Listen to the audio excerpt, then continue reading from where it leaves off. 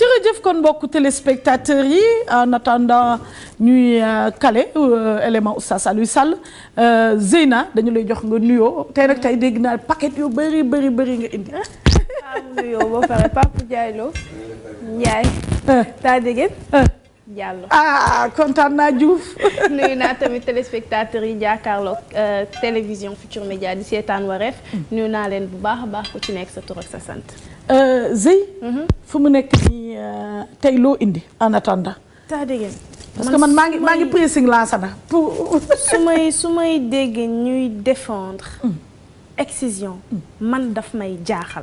man je suis catégorique là-dessus. baaxul. santul yàlla pour sama gis-gis dafa di loo xamante ne coono boo xamante ne waruñ ko teg jigéen sànq dafa am benn xale bu woote ku tudd Aysatu defe naa ne jigéen ak ni mu sonnee jigéen ci matam rek ak njurum doom lam ciy daj waruñ mën a jël leneen di ko teg d'autant plus que loo xamante ne daf koy gàllankoor yokk ko dara surtout argument yi nga xamante ne moom la ñuy avancer di wax ne looloo tax ñuy exciser lu ci mel ni adultère lu ci mel ni téye sa bopp mais nañ waxante dëgg mais c'est pas prouvé ñaata cas lañ fiy gis baaxul santul yàlla sànq maa ngi la dégg aussi nga baam taa déggeen nga naan ñu ut ay médecins ay chirurgiens yoo xamante ne spécialiste lañ si loolu comme que les faits sont là mënuñ ko dindi mais taa déggeen biwu excision c'est dindi benn cër ci jigéen cër boo xamante ne bu ñu ko dindee da koy gàllankoor ci ëllëg ak ci biir mais waruñ sax mën a xalaat di ut ay spécialistes pour mën a def loolu parce que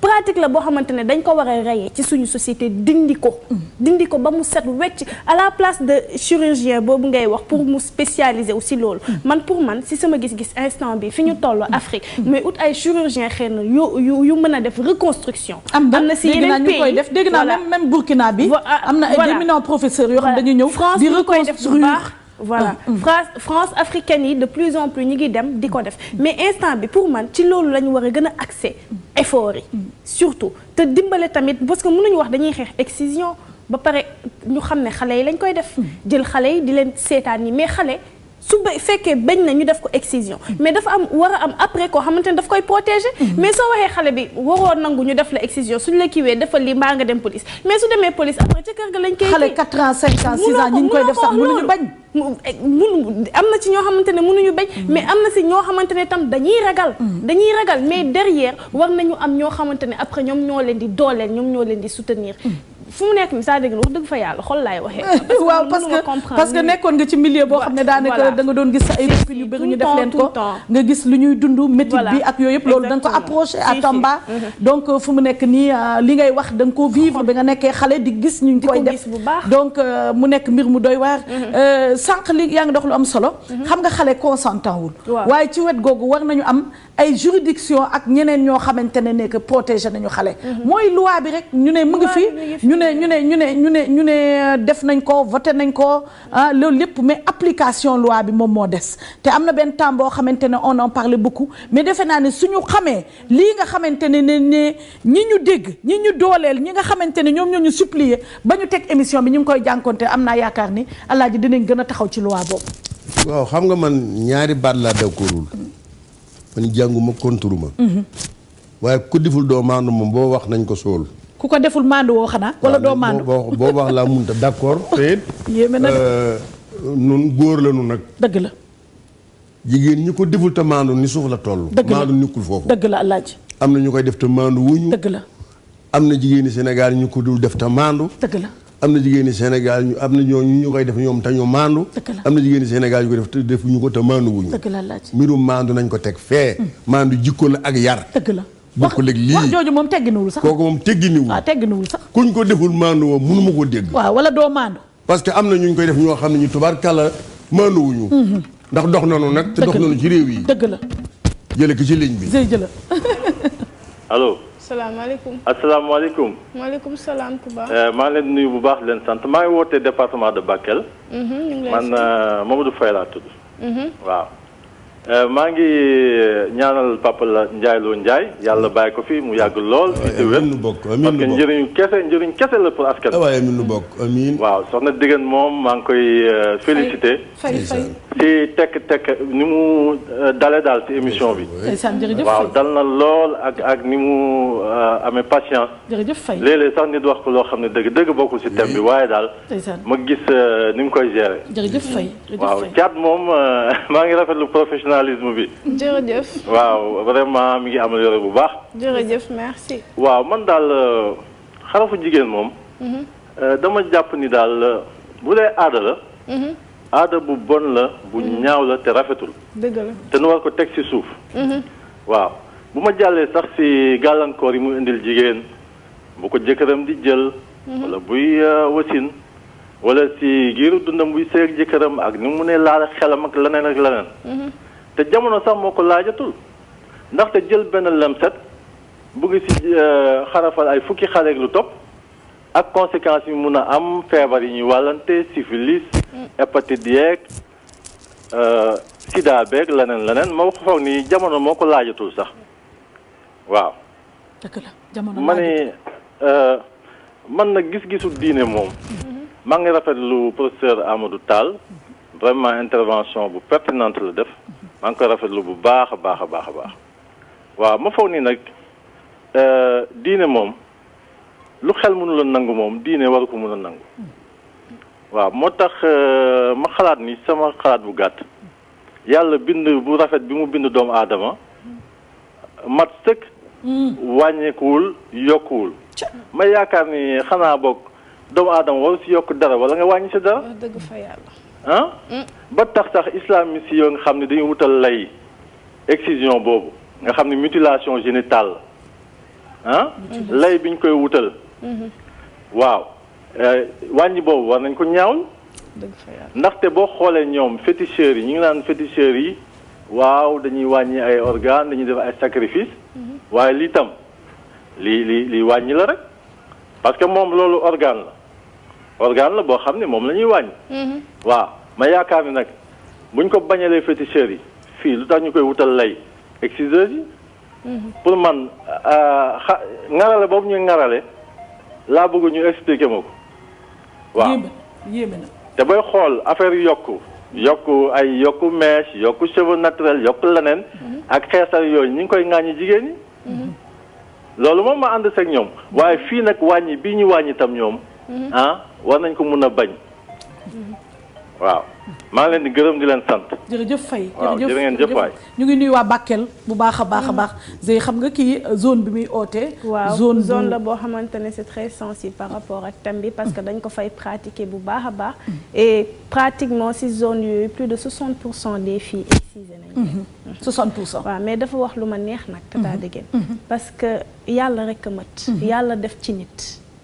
defal ko léppam mu mët lu tax nit rek war a mën a am sañ-sañu di wàññi dara ci nit boobu loolu la wax te dama ci d'accord ak moom bu baax a baax parce que pour man ci sama gis-gis yàlla dafa créer nit mu parfait une personne parfaite kon nit ko waruñu mën a wàññi dara ci moom parce que lu yàlla def rek xam na lu tax mu def ko mais sànq dama am benn aspect boo xam ne maa ngi ko doon wax Alaaji ndax lépp loo xamante ne nit a ngi làqatu di ko def rek la ñuy naan loo bañ dee fekk la ca bu ko def wala foo bañ dee fekk la bu fa yendu waaye lépp loo xamante ne nit a ngi làqatu di ko def rek xamal ni su ca amee safaan kon du fës moo tax war nañu comme mutilation génitale la te nit ñi ñu ngi làqatu di ko def tuut tànk yi Alaaji ñetti at ñaari at ñeenti at dégg nga jooy yi yuuxu yi nga xam ne su doon kii rek da ngay génn studio bi yooyu xale yi ñu koy def comme ni ngay nëbbatu di leen ko def ci ay zones yu reculé kon ñooñu xamal ni su complication amee kenn du ko yëg su fekkee ni complication am na nag kenn du ko yëg kon dee su amee kenn du ko yëg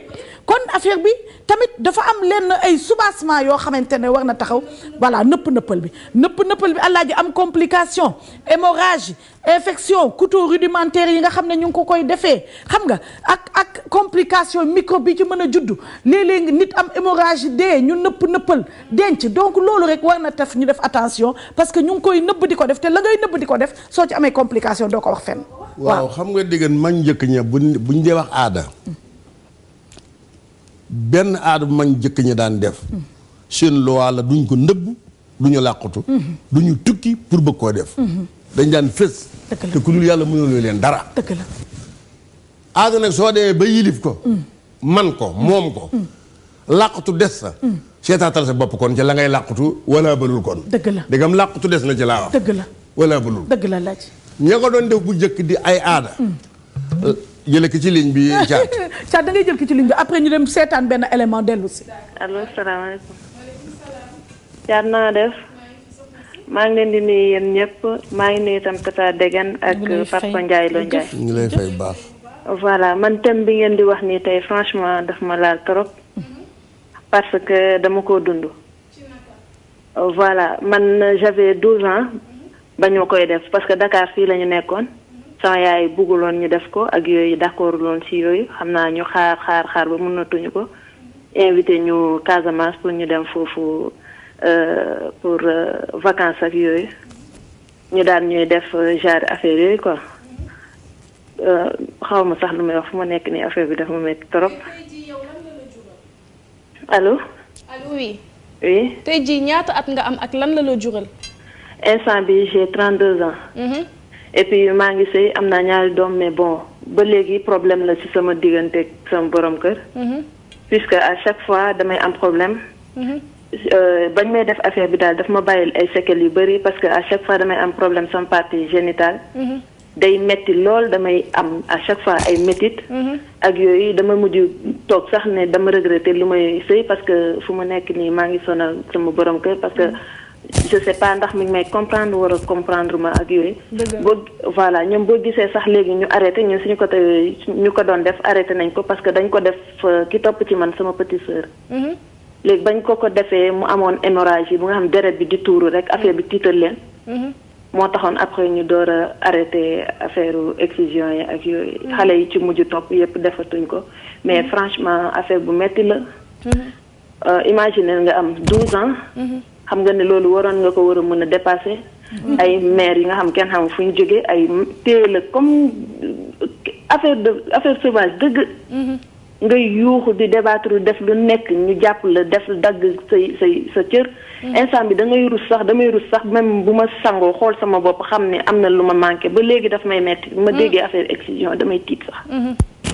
parce que 12 ans biñ la koy def boobu jànq nga woon daanaka. boobu jànk laa woon waaw. mais dañ lay yeew dañ lay téye luñ la def. dañ may téye kenn day téye sa benn loxo bi ñii keneen téye ñii téye tànk yi commencé def yu ñuy def ko. mais franchement affaire bu métti la man maa ngi ñaan daal bu fekkee loolu mun nañ ko bàyyi. franchement na jàppale ñu bëri parce que sonal na nit ñi. waaw franchement. affaire bi métti na depuis keroog maa ngi dégg ngeen di wax ci télé bi. waaye ba léegi daal ba léegi am nga ay métit ci sa partie yi. ba léegi maa ngi am genre métit boobu noonu. ay métitu suuf daal yoo xam ne yaa ngi dund ak moom. waaw bu baax sax. bu baax métti na trop. jërëjëf. merci beaucoup pour thème bi te ngeen yee ci nit ñi di ko def. jërëjëf suñ ko mënee bàyyi ñu bàyyi ko parce que sonal nañu nit ñi. bul jooy. merci beaucoup Tata Degen seen émission bi baax na ci. baax na ci tax ndax mu yee nit ñi bu baax ñu bàyyi ko. franchement merci. ndeysaan bul jooy nañ dem seetaan élément dellu si. nañ dem seetaan élément lansana.